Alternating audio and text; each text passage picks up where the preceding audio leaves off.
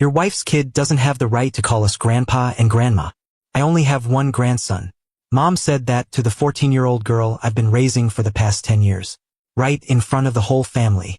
Right on Christmas night. But what shocked me the most wasn't what Mom said. It was my 8-year-old son's reaction that followed.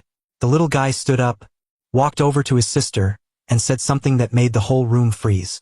Before I get into the details of this story, let me say thank you from the bottom of my heart. Thank you for taking the time to follow this story. Hello everyone. I'm Marcus, a 38-year-old industrial electrical engineer in suburban Columbus, Ohio. The story I'm about to tell happened on Christmas night last year, but it had actually been building up for a decade. I work for a company that specializes in electrical system maintenance for manufacturing plants along the Rickenbacker Industrial District, south of Columbus. It's not glamorous work, but it's enough to support my family on about $62,000 a year. I wake up for work at 5 a.m. and come home when the sun has already set.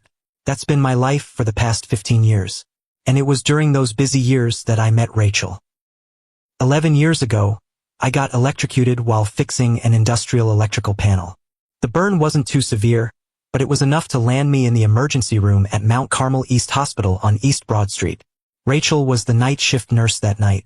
She bandaged my wound, and I'll never forget how she laughed when I tried to act calm, even though my hand was shaking from the pain. We talked for 2 hours while waiting for the doctor to sign my discharge papers. But what made me come back to the hospital the following week wasn't just Rachel.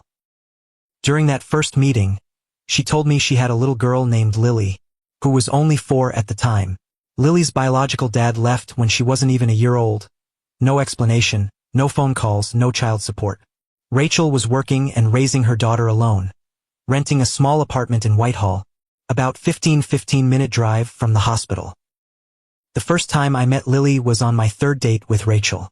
The little girl was sitting on a high chair at the Waffle House on Hamilton Road, her tiny hands holding a plastic fork, looking at me with curious but cautious eyes. I didn't know what to do, so I just sat down and asked what she liked to eat. Lily looked at me for a moment and answered, pancakes with smiley faces. Simple as that, but I knew I'd fallen in love with both of them.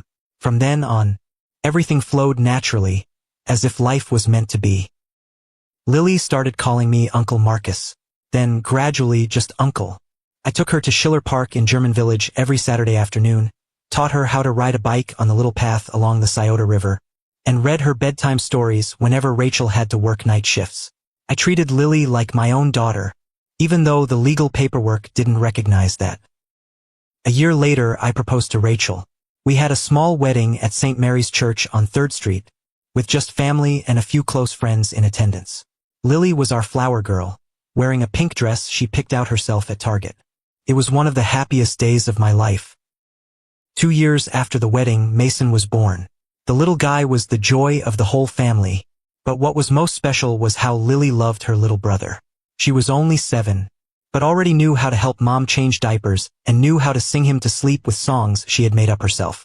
Watching the 2 siblings together, I believed our little family was perfect, but there was a dark corner I deliberately avoided looking at. My parents, Harold and Patricia Webb, live in suburban Westerville. They've been retired for 5 years. Dad used to be a warehouse manager for a food distribution company, and Mom was an accountant for a small dental office. Their life was stable, neither rich nor lacking, and they never accepted Lily. For 10 years, they treated her like an outsider, not hateful, not abusive, but not loving either. Lily was like a shadow at family gatherings, a name mentioned with polite indifference, a child who always received cheaper gifts while Mason got expensive ones. I saw it all. I knew it all, but I kept telling myself that time would change everything, that my parents just needed more time to open their hearts. I was wrong. Time didn't change anything. It just let everything build up, simmer, until it exploded. And last Christmas night, everything I'd tried to hold together for 10 years completely collapsed in just a few minutes. I'd been through nearly 10 Christmases with Lily, bringing her to my parents' house dozens of times, watching her stay quiet and try to fit in with the family all those years. But I'd never felt as ashamed as I did last Christmas, when my parents, the people who should have understood better than anyone, acted like she was just a stranger who'd wandered into their party by mistake. My parents' house was decorated just as it was every year. The old plastic Christmas tree they bought from a Kmart that closed 15 years ago, cheap cinnamon candles from Dollar General, and 2 piles of gifts under the tree with such a vast size difference that anyone could tell which was which. The left pile was 3 times taller than the right one. I didn't need to guess which pile was for whom, and the atmosphere in that cramped living room was as fake as the decorations. Mom enthusiastically greeted Mason with a warm hug right at the door, while she just nodded slightly at Lily, as if she were a delivery person. Dad sat in his old recliner, eyes glued to the football game on TV, only looking up when Mason ran over to say hi to him. Meanwhile, Lily stood in the corner of the room, clutching the paper bag with the gift she'd prepared herself, trying to smile like everything was normal. Rachel squeezed my hand, her eyes asking, "Should we stay?" I squeezed back, trying to send the message that everything would be okay. But deep down, I was already starting to feel something was wrong. Dinner passed in a tense atmosphere, disguised by small talk about the weather and rising gas prices. Mom asked Mason about school, about his grades, about the youth football team he'd just joined. Meanwhile, Lily sat quietly, occasionally getting a polite question like "You're doing well, right?" And nobody cared about the answer. But the moment I feared most finally came: gift opening time. Mason was called up first. The little guy eagerly tore off the red wrapping paper, and when he saw the box inside, his eyes lit up. A brand new Nintendo Switch with 2 controllers and 3 games. A gift worth at least $400. Dad stood up, patting his grandson's shoulder with evident pride on his face, his voice warm. "I knew you liked gaming. You've been such a good boy this year. You deserve a reward." Then it was Lily's turn. She walked over to the smaller pile, picked up the only box with her name on it. I looked at the size of the box and already knew what was inside. Lily carefully unwrapped it and quietly looked inside. A children's makeup kit from Claire's, the kind for 7 to 8-year-old girls, with pale pink lipsticks that smelled like candy and glittery eyeshadow. Lily was 14, but she didn't show any disappointment. Instead, Lily looked up, gave a smile I knew she'd practiced hundreds of times, and said in a voice so polite it was heartbreaking, "Thank you, Grandma and Grandpa. I love it." In that moment, my chest felt like someone was squeezing it, because I knew she was lying. And I knew she'd gotten used to lying like that for the past 10 years. However, what happened next really brought everything to a head. Lily stood up, her hands trembling as she held the paper bag she'd been clutching all evening. She walked over to where Mom was sitting on the sofa, her voice gentle but full of hope. "Grandma, I have a gift for you." Mom looked up, a flash of surprise on her face. Lily pulled out a blue scarf from the bag, a color she knew Grandma often wore. The scarf wasn't perfect. The knitting was uneven, with some parts loose and others tight, but I knew she'd spent 2 whole months teaching herself to knit from YouTube videos. Every night after finishing her homework, Lily would sit in her room, patiently unraveling and reknitting whenever she made a mistake. Rachel told me there were nights when she found herself crying because she'd messed up, but the next morning, Lily would keep going. She handed the scarf to Grandma, her eyes sparkling as she continued, "I thought this color would look good on you. I knitted it myself." The room went silent. I saw Rachel hold her breath beside me. Mason stopped playing with his new gaming system and looked up. Even Dad turned away from the TV. And Mom, she held up the scarf, looked at it for a moment, then looked at Lily. She smiled, but that smile was so cold that I felt the temperature in the room had dropped several degrees. Then she placed the scarf on the table, as gently as putting a piece of junk mail, and spoke with a calmness that was bone-chilling. "Thank you, dear, but I have to be honest with you. Your wife's kid doesn't have the right to call us Grandpa and Grandma. I only have one grandson." Time seemed to stop. I sat there, unable to believe my ears. 10 years I'd brought Lily to this house, 10 years she'd called them Grandma and Grandpa, 10 years she'd tried to become part of this family. And with just one sentence, Mom had erased it all. Lily froze, her eyes widened, then slowly turned red. But she didn't cry. 10 years of being treated like an outsider had taught her how to hold back tears in front of people who didn't deserve to see them. Her lips trembled, but not a sound came out. Rachel shot up, her face pale. I was about to say something too, but before I could react, someone else acted first. Mason. The little guy put his gaming system down on the floor, stood up, and walked over to where Lily was standing. Without a word, he took his sister's hand, then turned to look at his grandmother. My 8-year-old son's voice rang out in the suffocatingly quiet room, clear and decisive in a way I couldn't believe was my child. "Grandma, if you're not Lily's grandma, then you're not mine either." Mom was stunned. Dad jumped up from his chair after Mason's words. But Mason wasn't done. The little guy took off the new jacket Grandpa had just given him, placed it on the floor next to the gaming system, then took his sister's hand and headed for the door. Didn't look back. Not a moment's hesitation. Dad roared, his face red with rage, his voice echoing through the room as he yelled at me. "Marcus, is this how you're raising your son?" I stood up, 10 years of silence, patience, telling myself that my parents would change. It all ended in this moment. I looked Dad straight in the eyes, my voice calm but colder than ever. "No, Dad, you taught my son. He learned from you how to treat someone he loves." Then I turned around, took Rachel's hand, and walked out the door. Nobody stopped us. No one called after us. Just the sound of the door closing behind us, and that sound rang out like the end of a long chapter in my life. For the entire 25-minute drive home on I-270, I didn't say a word. Rachel sat beside me, occasionally reaching up to wipe away tears. In the back, Mason still held his sister's hand tight, and for the first time in 10 years, Lily let tears roll down her cheeks without trying to hide them. The drive home on Christmas night, even though the evening wasn't over yet, felt longer to me than all the years I'd been my parents' son. In that moment when we were all silent, with just quiet sniffling beside me, and the comfort of an 8-year-old boy standing up to protect the sister he loved more than anything, I couldn't help but remember the first day I brought Lily to meet my parents. It was a Sunday afternoon in the fall, about 3 months after Rachel and I started dating. Lily was only 4 then, clutching a drawing she'd made to give to Grandma and Grandpa. Mom opened the door, looked down at the child hiding behind her mother's leg, then turned to me and asked a question I'll never forget. "So this little girl, you're gonna raise her?" Not "she's so cute." Not "hi there, sweetie." Just a cold question, like Lily was some burden that came with the package I had to accept. I should have picked up on something from that moment, but I chose to look the other way, and from then on, everything just continued to follow the same script for 10 years. At my wedding and Rachel's, my parents didn't take a single photo with Lily. Out of 47 wedding photos, she appeared in 3, and always at the edge of the frame, like a guest who just happened to walk by. The day Mason was born, my parents showed up at the hospital within 30 minutes, bringing flowers, balloons, and an expensive crib they'd ordered 2 months in advance. They stayed all day, taking turns holding their grandson, crying with joy. Meanwhile, Lily stood in the corner of the room watching everyone crowd around her little brother. Nobody asked her a single question. The kids' birthdays every year were the most evident proof. Mason got new bikes, gaming systems, and name-brand sports gear.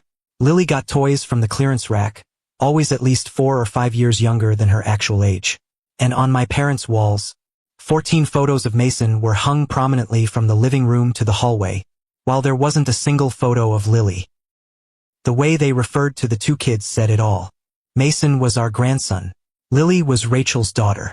But what haunted me most wasn't what I witnessed. It was what I continued to do, despite it all. 5 years ago, Dad had to retire early because of back problems. I offered monthly support not because I had money to spare, but because I genuinely believed that if I gave, then Lily would receive something in return. It started at $400. That number quickly rose to $500, then $700, and occasionally as high as $1,100 when unexpected expenses arose. Roof repairs I paid. Water heater replacement I paid. I paid for everything including medicine, supplemental insurance, and car repairs. Then there was Tyler, my younger brother. 34 years old. Never held a job longer than 6 months, but always had startup projects that needed funding. Pet food delivery app. A house call car wash service. An online thrift store. Every time a project failed, he'd come back asking for more, and my parents would always play middleman. "Marcus, your brother's really struggling. Help him out." Tyler didn't come to Christmas this year because he was busy with work. To my parents, That was perfectly normal. Their youngest son was busy building his career. To my family, Tyler's absence was no different from any other year, because whether he was there or not, he'd never spoken to Lily beyond a polite hello. One night a few months ago, I sat down and calculated everything. Every payment. Every year. 10 years. $103,000. That was how much I'd sent to people who refused to consider my daughter their granddaughter. Rachel had asked me if we should stop. I remember answering, "They're my parents. They'll change. Give them more time." But that Christmas night, when my 8-year-old son did what I hadn't dared to do for a whole decade, I knew it was time to take action. When we got home to our place in Reynoldsburg, I'd never felt as ashamed in front of Lily as I did that moment. She walked through the door, head down, not saying a word. I pulled her close, hugged her tight, and said the things I should have said a long time ago. "Lily, I love you. I love you just as I love Mason. There's no difference at all. No matter whose kid you are, no matter what the paperwork says, no matter what other people think, to me, you're part of this family. That will never change." She still didn't say anything, just nodded, eyes looking down at the floor, tears falling. That quiet acceptance hurt my heart more than any words of blame could have. Luckily, Mason once again did what I couldn't do. The little guy ran over to his sister, took Lily's hand, and said thoughtfully, "Lily, I'm sleeping with you tonight. I'll protect you. If anyone says mean things about you again, I'll punch them." Lily looked at her little brother, and for the first time since they left Grandma and Grandpa's house, she smiled. Just a small smile, but enough for me to know she'd be okay. In that moment, I turned to look at Rachel. She was watching the two kids, tears streaming down her face. We didn't need to say anything, just stood there watching Mason lead his sister upstairs, listening to him promise to tell her stories until she fell asleep. That was the moment I realized I had a real family, and it was also the moment I decided I'd protect that family at all costs. Around 11 p.m., the kids were fast asleep. Rachel sat on the bed, back against the headboard, lost in thoughts I could probably guess. I sat at the desk in the corner of the room, opened my laptop, and logged into my Chase bank account. The screen showed my list of recurring payments. Monthly support for my parents, $850. Supplemental health insurance for Dad, $200. House maintenance fund, $150. A total of $1,200 every month, not counting the emergency expenses and money loaned to Tyler. I moved the cursor to the first payment. My finger hovered over the cancel recurring payment button. Click. "Are you sure you want to cancel this payment?" "Yes." From behind me, I heard Rachel's footsteps coming closer. She put her hand on my shoulder, her voice gentle but full of worry. "Marcus, I don't want you to lose your family over this. Maybe Mom just..." Spoke without thinking. "She might regret it." I didn't turn around, eyes still on the screen. Lily's been calling them Grandma and Grandpa since she was 4. They had a whole decade to think, to change, to love her even a fraction as much as they love Mason. They chose not to. Click. The second payment was canceled. Rachel squeezed my shoulder tighter. "But they're your parents." I stopped, turned to look at my wife. In her eyes, I saw worry and guilt because she thought she was the cause. I took her hand and pulled Rachel down to sit beside me. "And Lily is my daughter," I said slowly. "From the day I married you, she became my daughter. I haven't protected her long enough. I stayed quiet too long. I let her suffer because I was afraid to face my parents." Each click felt like a knife cutting invisible threads that had bound me. Painful, but also liberating. When the last payment was canceled, the screen displayed, "You have no recurring payments." I looked at those words, feeling like I just put down an enormous burden. Rachel turned to me, her voice quiet. "Are you sure?" "I've never been more sure." We sat in silence. The feeling was so strange, relief mixed with pain, like cutting off a part of my body that had gone bad, knowing I had to do it to keep living, but still unable to deny it had once been part of me. I shut the laptop at 2 a.m., climbed into bed next to Rachel, but couldn't fall asleep. Just lay there, staring at the ceiling, thinking about what I'd just done, thinking about what would happen next. At the time, I thought canceling the payments was the hardest part. I thought everything would calm down, that my parents would need time to think, and maybe, just maybe, they'd realize their mistake. I was wrong. The phone call at 6 a.m. the next morning was the tricky part.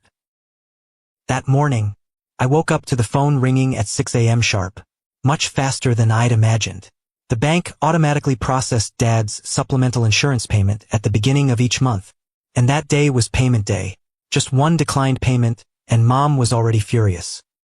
I looked at the phone screen, Mom's name lighting up.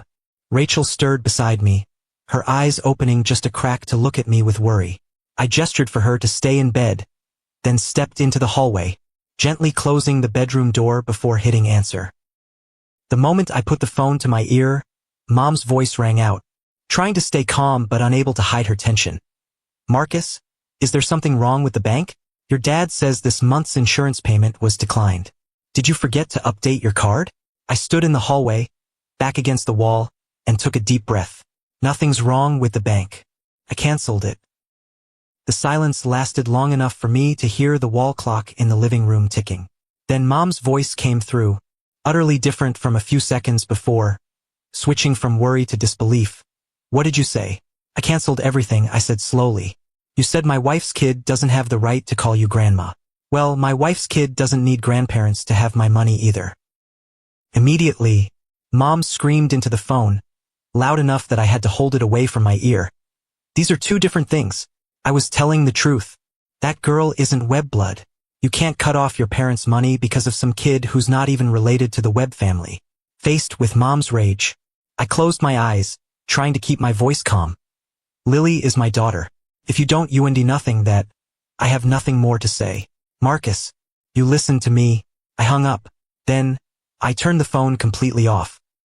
Standing in the quiet hallway, I looked at the dark phone screen, feeling my heartbeat pounding in my chest. No sense of victory. A deep sadness and a strange relief intertwined. A few minutes later, Rachel appeared at the bedroom door. She didn't ask anything, just walked over to me, and we stood holding each other in the hallway until we heard the kids starting to wake up. But that was just round one. 2 hours later, while the whole family was having breakfast, Rachel's phone buzzed.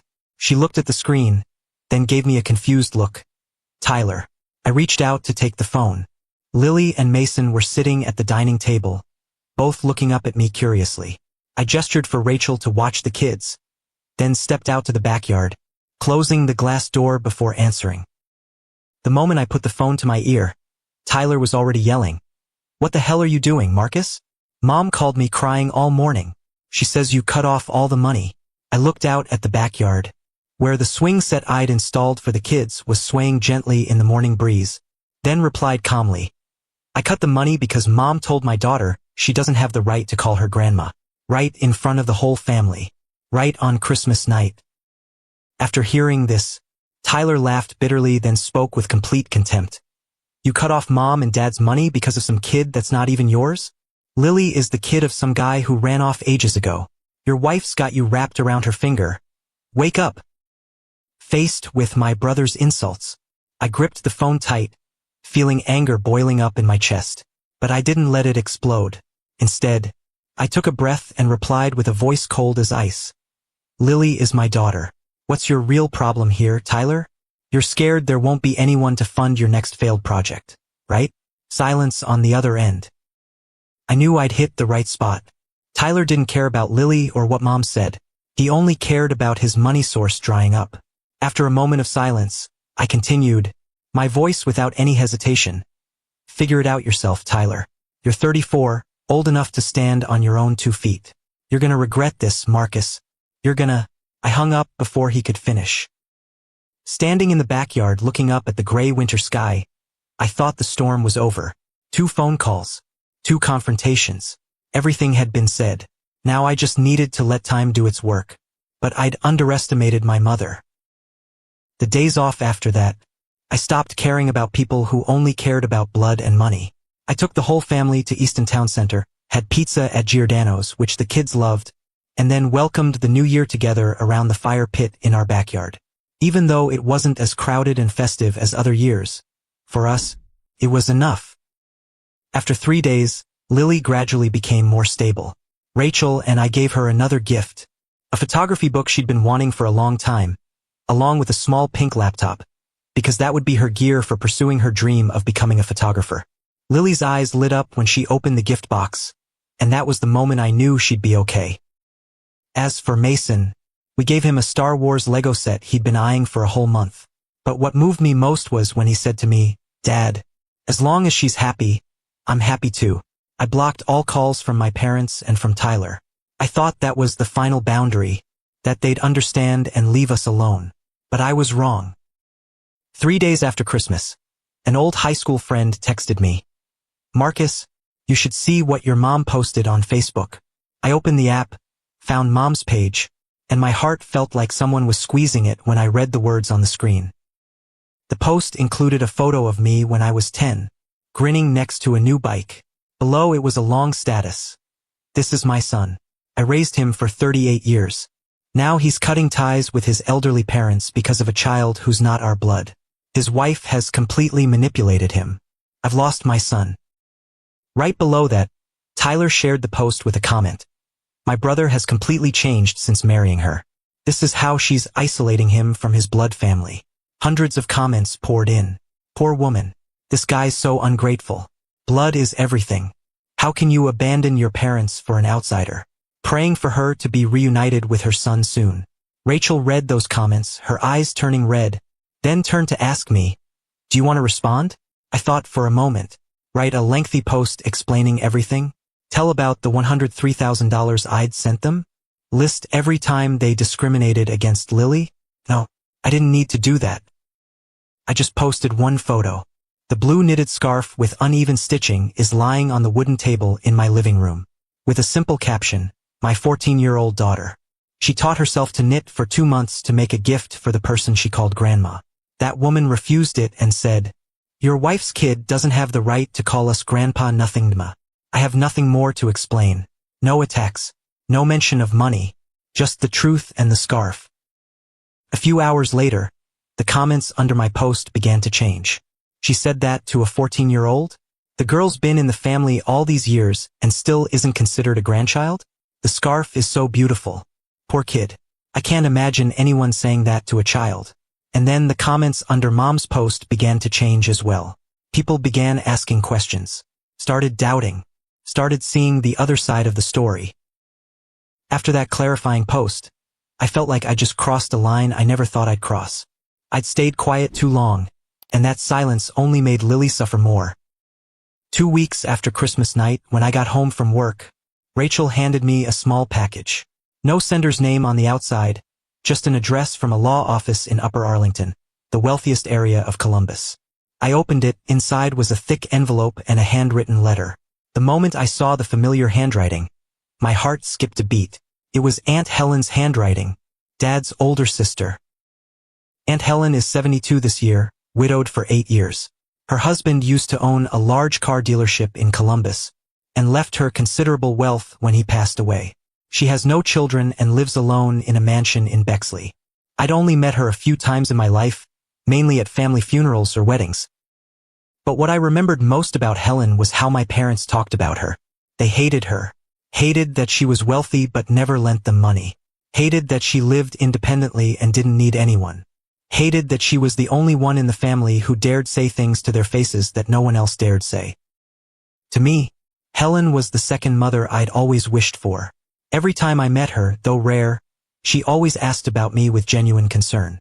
She was the only family member who sent a congratulations card when Lily entered 6th grade, even though she'd only been with me for a few years then. I opened the letter, my hands slightly trembling. The first line read, "Marcus, I've read everything online. I didn't call because I wanted you to receive this first." I flipped to the thicker envelope and opened it. Inside was a stack of notarized legal documents. A trust fund, for Lily Mitchell Webb and Mason Webb. I continued reading the letter, line by line. "I met with my lawyer last week. The portion of my estate I had planned to leave to Harold and Tyler will now be placed into a trust fund for your children. Both of them, Lily and Mason. This is my gift to Lily, my granddaughter. Tell her that she is blood family, no matter what anyone says." I paused, swallowed hard, then kept reading. "Look at my life and tell her about it.